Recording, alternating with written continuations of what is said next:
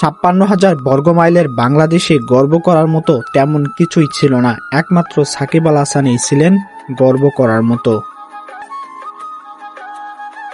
সাকিব আল হাসান যখন বিশ্ব দরবারে বাংলাদেশকে প্রতিনিধিত্ব করেছেন, যখন হয়েছেন বিশ্বসেরা, ঠিক তখন বিশ্বের অনেক বাঘা বাঘা ক্রিকেটারের নাম ছিল, যেমন জড়িয়েছিল নামটা জ্যাক ক্যালিস, শেন ওয়াটসন কিংবা শাহিদ আফ্রিদির মতো কিংবদন্তিরা, সোনার জয়সিরিয়া, আরও অনেক গ্রেট প্লেয়াররা, গ্রেট অলরাউন্ডাররা তখন ছিল। তাদেরকে পাশ কাটিয়ে যখন সাকিব আল হাসান হয়েছিলেন বিশ্বসেরা, বিশ্ব নন্দিত ক্রিকেটার, ঠিক তখন বাংলাদেশ পেয়েছিল গর্ব করার মতো একটা বিষয়। কিন্তু বর্তমানে সাকিব নেই, লাল সবুজের বাতিও জ্বলে না, কোনো ক্রিকেটারের নামের পাশে বিশ্বসেরার তকমাও আসে না। ইদানিং বর্ষসেরা ক্রিকেটারে বাংলাদেশের কোনো ক্রিকেটার নাম লেখাতে পারে না। আইসিসি বাংলাদেশের কাউকে এখন আর যোগ্যই মনে করে না।